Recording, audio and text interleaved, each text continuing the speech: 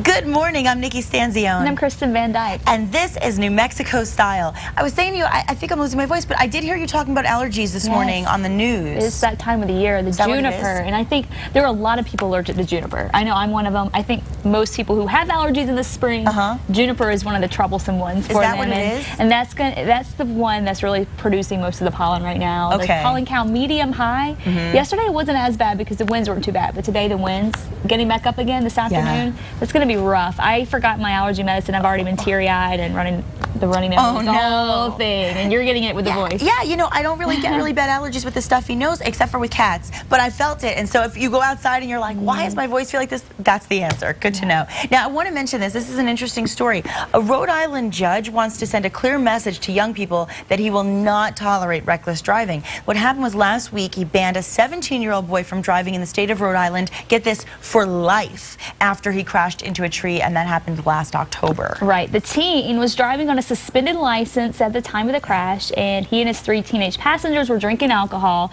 at a party before the accident. All 4 teens were injured, and 1 passenger was in a coma for weeks. So nobody died, but you know, when somebody's in a coma, that's serious. Really serious. Absolutely. And so what happens are now the Rhode Island legislators are basically jumping into the fray. They're saying that they passed tougher laws against the Bay State's wild teen motorists, and that this particular penalty is too harsh. Now, I think, like you said, I mean, being in a coma, very serious. Had somebody not been injured so badly, perhaps it would have, you know, not been such harsh penalty. But I think because of the injury, it was like, you know what, we've got to do something serious to make it stop. So we're banning him for driving for life. Right. We'll have to see if this holds up, because I know there are a lot of people opposing it, and a lot of lawmakers are going, you know what, that's just a little bit too far. And of course, parents are all weighing in, and there's really like almost a 50-50 split. Yeah, I think so. It is a serious thing. The texting and the driving, the drinking and the driving. A lot of parents are saying it's getting out of hand. You already have young drivers on the road who have barely been driving, only for a couple of years maybe. Exactly. And then they're just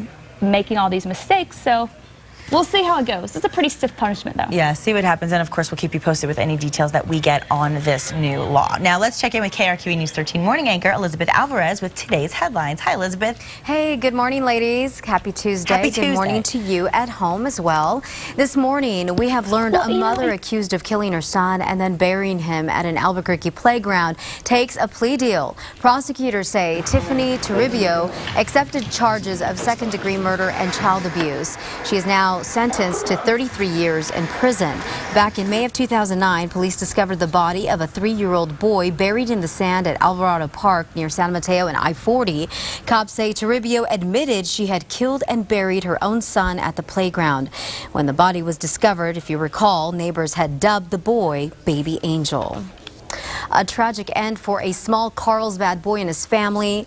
Recovery teams have pulled the lifeless body of Samuel Jones from a deep, narrow well. The incident has just rocked the entire Carlsbad community. 4-year-old Samuel was reported missing by his parents on Saturday, sparking a statewide Amber Alert. Police say Samuel had been playing in his yard when he either climbed a fence or got through the gate into his neighbor's backyard. Then they say he fell at least 30 feet into a hole. Samuel's body was transported here to Albuquerque for an autopsy to determine the exact cause of death. So far, police do not suspect any foul play.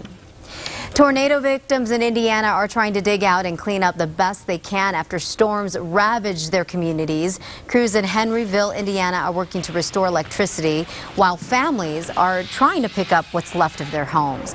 Yesterday, snow blanketed the area, complicating the cleanup process. Officials say at least 30 tornadoes packed with wind speeds of more than 110 miles per hour slammed into towns across the Midwest and South on Friday. Well, it is Super Tuesday. It's the biggest day in voting yet for the race for the Republican presidential nomination. Republican voters in 10 states will vote today. Those states make up 1/3 of the delegates necessary to secure the nomination. More than 400 delegates are up for grabs. Mitt Romney and Rick Santorum are in a dead heat in Ohio, a swing state in the general election. It's considered one of today's biggest prizes. Newt Gingrich wants to regain momentum with a big win in Georgia he hopes for, and Ron Paul is looking for his first win in one of the caucus states. And Rio Rancho and Santa Fe voters head to the polls today, too. City council seats are up for grabs. Also at stake, some issues having to do with state safety. Listen up. In Santa Fe, voters will decide on whether to spend millions on fire and police departments. $5 million would go toward building a new fire station in the southern part of the city. Santa Fe PD is also looking to use about $1.5 million of that money to expand their headquarters. Santa Fe voters will also look at approving $14 million for building and renovating city parks with new trails. And in Rio Rancho, at least 3 city council positions are up for grabs. And for a list of all the polling places in Santa Fe and Rio Rancho, head to our website, KRQE.com, and look under the News tab section. 7 New Mexico teachers are being honored for going above and beyond. They're this year's Golden Apple Award winners. One of them is Tammy Crespin. Matt Morrow talked to her right before she got her big award. There really is some magic going on at Madison Middle School, and you'll find it right here inside Tammy Crespin's art room. I always feel lucky to walk in the door every day and know that I get to teach art, the thing that I'm passionate about. It's that passion, plus Tammy's dedication to her students and her creativity that have all made her one of this year's Golden Apple Award winners. I'm shocked. I'm not going to lie. I'm shocked because I know amazing teachers out there, and I just go in and I do the best that I can every day. I work really hard. I enjoy my students. They enjoy their award-winning teacher just as much, whether Ms. Crespin's in front of the smartboard, interacting with them one-on-one, or making art out of these old CDs. In fact, one of Tammy's students was so impressed with her teacher's accomplishment, she didn't want to wait for the real award. One of my students the next day came and brought this for me. She's like, you need to have a Golden Apple Award. Oh. So she made it for me. That's awesome. I know. And now everybody knows just how awesome this art teacher is. I always tell people that I have like the rock star job at my school because I get kids to come in and do things they didn't even think they could do, and they come out so proud. Have around you.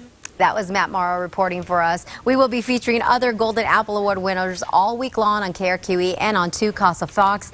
By the way, the Golden Apple Foundation of New Mexico has been honoring teachers since 1994. And that wraps it up for your morning headlines. Be sure to catch Matt Morrow, Kristen Van Dyke, and me every weekday morning on KRQE News 13 beginning at 4:30 a.m. Ladies, Nikki, I'm right there with you, girl, about the throat and the deep voice. Right? Kristen, I know you're going to be talking about weather, but man, it's really affecting me today. I know. It I is mean, on one hand, I kind of think the raspy sound is a little sexy, but it doesn't feel good on the throat. No. I know it. Thanks, Elizabeth. Yeah, I like getting the scratchy voice sometimes, but not when it starts to hurt. You don't want that to happen. No, that's always bad. No, this is a really... Were you a Girl Scout by any chance? No, I wasn't. I wasn't either. You know, I don't really like to rough it that much, but I figured you're more adventurous. You like to hike. I didn't know. Yeah, I did. I mean, I did rough it a little bit as a kid, but I never did the Girl Scout. Well, this is a really crazy story. Girl Scouts, as you know, inspire courage and confidence and character. And 2 Sugar Land, Texas Scouts have learned those lessons well. The Scout troop was selling those yummy cookies outside of Walmart when a customer grabbed the cash box, which had $200 in it. Somebody grabbed the cash box. So instinct, adrenaline kicked in as 2 Scouts ran after the thief, and he wasn't giving up without a fight. Out of nowhere, he just took the whole box of money that we had, jumped in the car, and then me and my friend Rachel went after the money. Unbelievable. Now, if the suspects are caught, they will face aggravated robbery charges, and then they can tell their fellow inmates they robbed a Girl Scout. Probably won't go very well for them. Yeah, I wouldn't be good friends with somebody who would do something like that. That's just mean. That is mean. That's wrong. Yeah, they're kids. But don't mess with the Girl Scouts. That's a good point.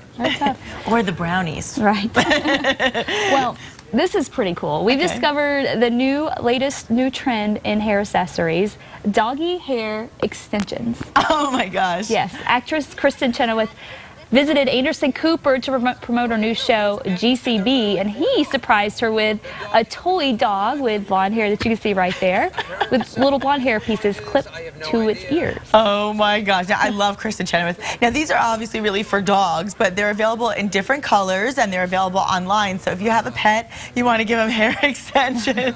I mean, isn't it crazy? It's crazy, right? I don't know that the dog will like that too much. But you know, some of those little dogs, they get into Hey, they like the collars, they like the bling. Sometimes, you know, our little friend Traveling Jack, he likes his sweaters. I mean, you never know. If a pet wants hair extensions, then So Go be for it. It's almost as wacky as The Bachelor. I watched it last night. It was a little crazy. Here's the story. We talked a little bit about it the other day.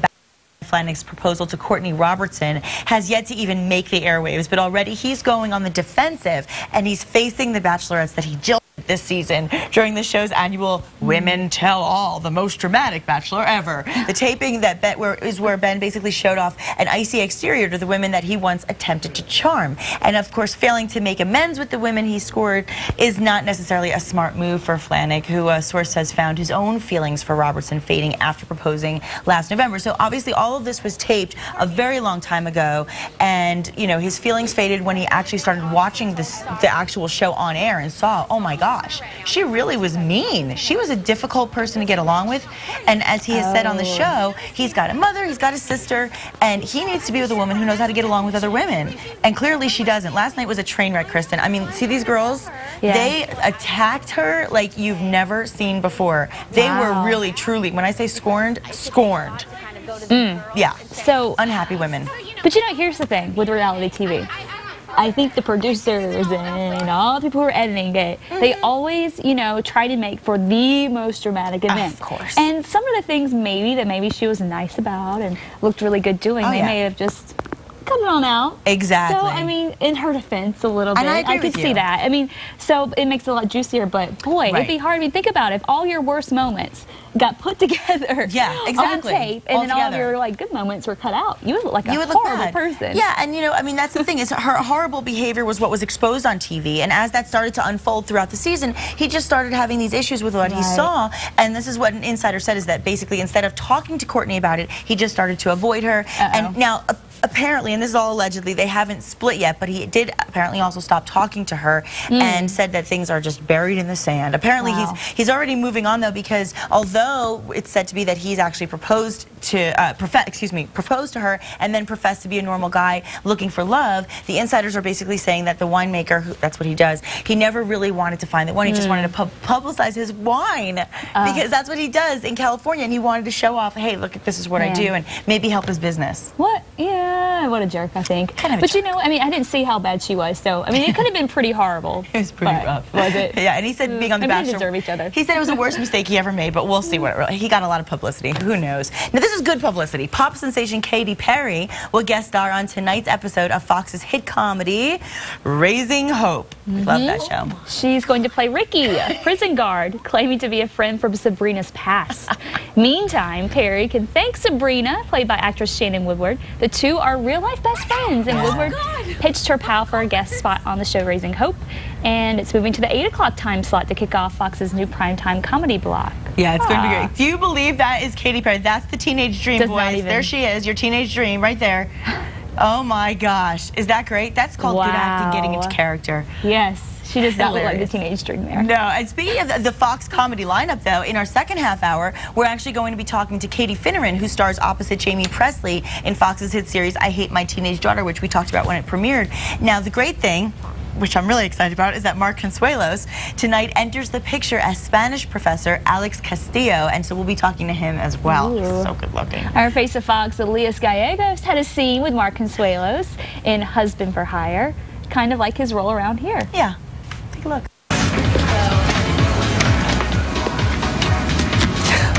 You're right. You're right. So guess what? What? You're fired. Hey. Okay, sexy. How would you like to make some money? All right, you win. Girl, if the price is right, I can be whoever you want.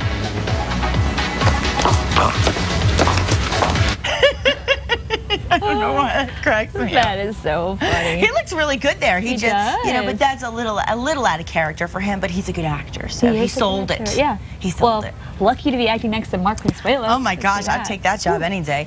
Yeah, Lucky Kelly. She's, you know, that's a good example of a couple in this business who's made it. I mean, she hosts, they've acted together, they met on All My Children, and now they've got a huge family and both very successful careers. So I like to hear success stories for a change. Sometimes they make it. Yeah, sometimes it works. Now, here's something also we love to talk about, food. Of course, Restaurant Week is underway, and you can actually fine dine at a discount at any of the 100 participating restaurants. Restaurants in Santa Fe, Las Cruces, Albuquerque, and Taos are offering price-fixed menus, and new this year is lunch. Visit NewMexicoRestaurantWeek.com for the list of restaurants, as well as lodging packages and special events, and we'll have that information at Casa.com too. It's great. And in our second half hour today, we'll be cooking with Santa Fe's Epazote restaurant, which is participating in Restaurant Week as well. Now, what's really fun, you know, they all do different little events for Restaurant Week, as we were talking about. Tomorrow night, what they're doing at Epazote is they're actually offering dinner and a movie. And you can, you can see the menu online, but what's really cool is that the film that they're showing is like water for chocolate, and they're actually going to be cooking